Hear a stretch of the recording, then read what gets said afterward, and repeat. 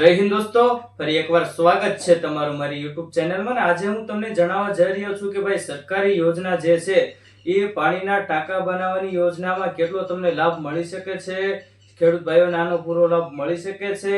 તો હું તમને ટોટલ ઇન્ફોર્મેશન આપું જ છું, પણ જો તમે એની પહેલા મારી ચેનલમાં તમે નવા હોય તો પ્લીઝ યાર સબસ્ક્રાઇબ કરીને ઓલ નોટિફિકેશન પ્રેસ કરી દેજો, જેનાથી અપ ટુ ડેટ મારી ઇન્ફોર્મેશન તમારી સુધી પહોંચતી રહે અને તમારા ફાયદા લાયક વિડીયો હું લાવતો રહીશ દરેક ગુજરાતી ભાઈઓ માટે. બરોબર, તો હવે શરૂ કરીએ કે ભાઈ આ પાણીના ટાંકા બનાવવા માટેની યોજનામાં શું શું તમારે ડોક્યુમેન્ટ જોશે, શું તમારી લાયકાત હોઈ શકે છે કે ટોટલ ગુજરાતી જે ખેડૂત ભાઈઓ છે તેને બધાને મળી શકે છે. તો શરૂ કરીએ કે ભાઈ, તો આ જે યોજનાનો લાભ જે છે તે 75,000 સુધીની સહાય મળે છે બધા લોકોને. બરોબર, જે ખેડૂત ભાઈઓ છે તેમને. તો આ સહાય લેવા માટે નિયમો અને પાત્રતા નક્કી હોય છે દરેક ખેડૂત ભાઈઓ માટે, અને આમાં બધા જ ડોક્યુમેન્ટ્સ કમ્પ્લીટ હોવા જોઈએ, એટલે કે ટોટલ કાગળિયા તમારે જે જમીનના હોય છે તે કમ્પ્લીટ હોવા જોઈએ. બરાબર, અને બીજું જે છે કે આ યોજનાનો લાભ ખેડૂતને મળી શકે છે, અને બીજું જે છે કે શરતો અને નિયમો શું શું છે તે આપણે જાણવાના છીએ. તો આ યોજનાનો લાભ તમામ ખેડૂત ભાઈઓ લઈ શકે છે. બરોબર, ટોટલ ગુજરાતના ભાઈઓ લઈ શકે છે. એવું નથી કે ભાઈ જનરલ જાતિ જે હોય છે તેને ન મળી શકે, એવું નથી. આ બધા જ ગુજરાતીઓને આનો લાભ મળી શકે છે. અને બીજું જે છે કે ભાઈ કહી કે અને આ સહાય જાતિ પ્રાંતે મળે છે. બરોબર, એટલે જાતિ પ્રમાણે મળે છે.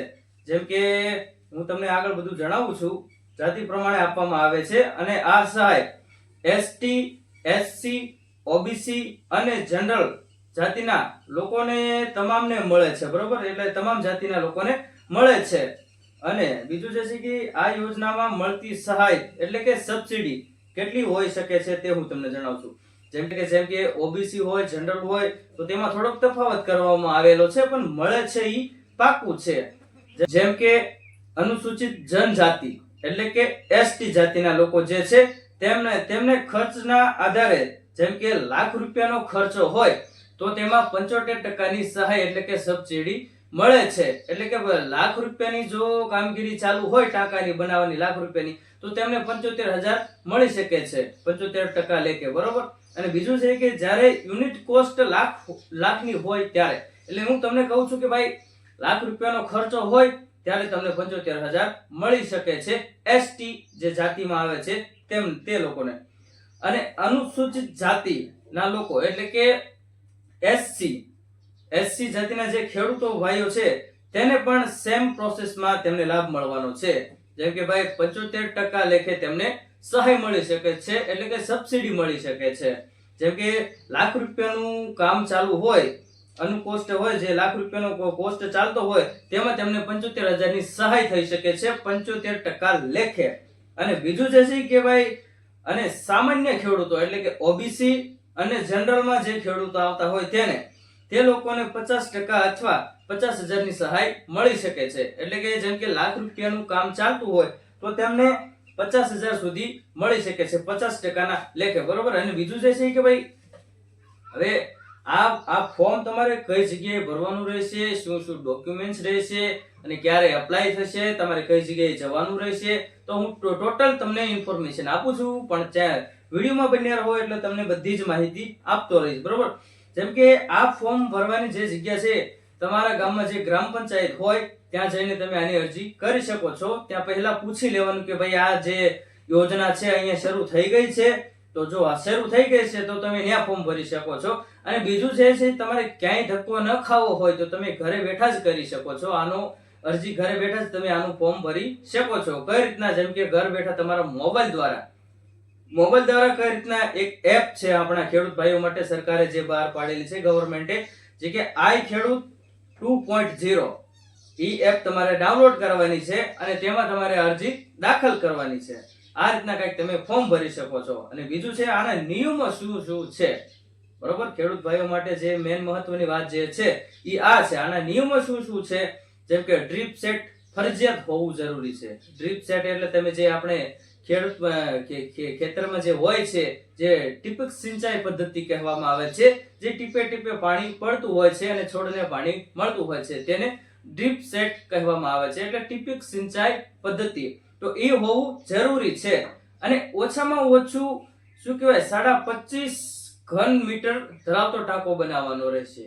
25.5 ઘન મીટર બનાવવાનો રહેશે ટાંકો, બરોબર. તેનાથી ઓછો હોય તો નહીં ચાલે, બરોબર. એટલે એટલી તો ક્ષમતા હોવી જરૂરી છે. અને બીજું જે છે કે આ સહાય ખાતા દીઠ ફક્ત એક જ વાર મળે છે. એટલે જેમ કે ભાઈ તમારે દર વર્ષે ટાંકો બનાવવો હોય તો તેમ ન મળી શકે, એક જ વખત તમને આનો લાભ મળી શકે છે, બરોબર. અને બીજું છે કે હવે ડોક્યુમેન્ટ શું શું આમાં જરૂરી છે તે હું તમને જણાવું છું. જેમ કે 7/12 અને 8A ની નકલ, એ તો બધા મિત્રો પાસે હોય છે, ખેડૂત ભાઈઓ પાસે, બરોબર.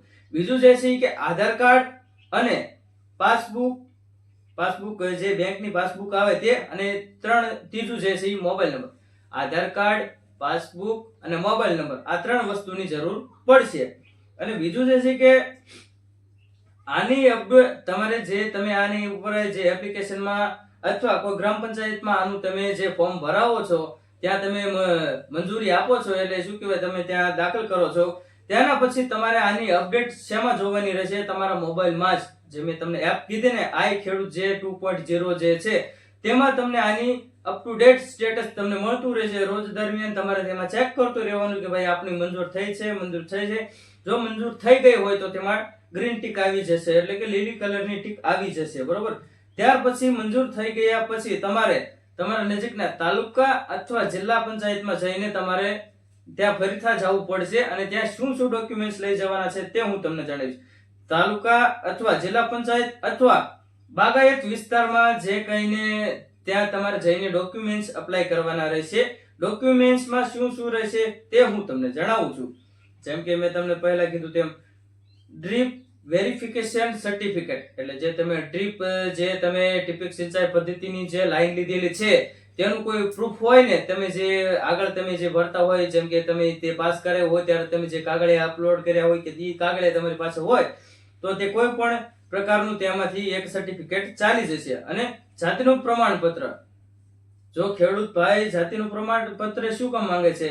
જેમ કે ખેડૂત ભાઈ SC અથવા ST માંથી ધરાવતા હોય તો, ST અથવા SC જ્ઞાતિમાંથી આવતા હોય તે ખેડૂત ભાઈઓ માટે જાતિપત્ર ફરજિયાત છે. અને બીજું જે છે કે તમે જેમ કે તમે ગ્રામ પંચાયતમાં તમે આ એપ્લાય કરાવી છે, એટલે કે ત્યાં મંજૂરી આપી છે, તો તેની તમારે નકલ આપવાની રહેશે. અને બીજું જે છે કે તમે જો ઘરે મોબાઈલ દ્વારા કરેલી છે તો તમે તેનો સ્ક્રીનશોટ અથવા તેની નકલ આપી શકો છો. અને બીજું મેન જે છે કે 7/12 અને 8A ધરાવતી નકલ, બરોબર. એટલે તેટલી નકલ જોઈએ છે. અને બીજું જે છે કે આધાર કાર્ડની નકલ જોઈએ, બેંક પાસબુકની નકલ જોઈએ, અને અથવા જે ચેકબુક આવે ને તેનો ચેક, એ તમે ત્યાં જશો ને એટલે તમને ઓટોમેટિકલી તે લોકો કહેશે કે ભાઈ તમારે શું શું ડોક્યુમેન્ટ જોઈએ છે અને શું શું નહીં. તો આટલી વસ્તુ તમારે ત્યાં જઈને અપ્લાય કરવાની રહેશે. અને બીજું જે છે કે મેન આ જે યોજનાની એક લિમિટ છે, તેની એક તારીખ નક્કી કરવામાં આવેલી છે, અને તેની છેલ્લી તારીખ છે 19/7/2025. આ તેની છેલ્લી તારીખ છે, બરોબર. તો આની પહેલા તમે લાભ લઈ શકો છો, બરોબર. અને તમને જો મારી ઇન્ફોર્મેશન તમને સારી લાગી હોય તો પ્લીઝ યાર સબસ્ક્રાઇબ કરીને ઓલ નોટિફિકેશન પ્રેસ કરી દેજો, જેનાથી અપ ટુ ડેટ મારી ઇન્ફોર્મેશન તમારી સુધી પહોંચતી રહે. અને આવા તમારા ફાયદા લાયક વિડીયો હું લાવતો રહીશ. ઓલ ગુજરાતમાંથી ગમે ત્યાંથી શોધીને તમારા માટે હું વિડીયો લાવતો રહીશ. ખેડૂત ભાઈઓ માટે લાભ થાય એવી વસ્તુ, એટલે કે એવી માહિતી હું તમારી સમક્ષ લાવતો રહીશ. ટૂંકમાં તમને ફાયદો થશે તેવા વિડીયો મારી ચેનલમાં તમને મળશે. તો પ્લીઝ યાર સબસ્ક્રાઇબ કરવા વિનંતી. અને તમારા ફ્રેન્ડમાં તમારે જો શેર કરવો હોય તો શેર કરી શકો છો. તો હવે મારો વિડીયો તમને સારો લાગ્યો હોય તો પ્લીઝ યાર લાઈક કોમેન્ટ ન કરો તો ચાલશે, પણ એક સબસ્ક્રાઇબ કરી દો એટલે ચાલી જશે, બરોબર.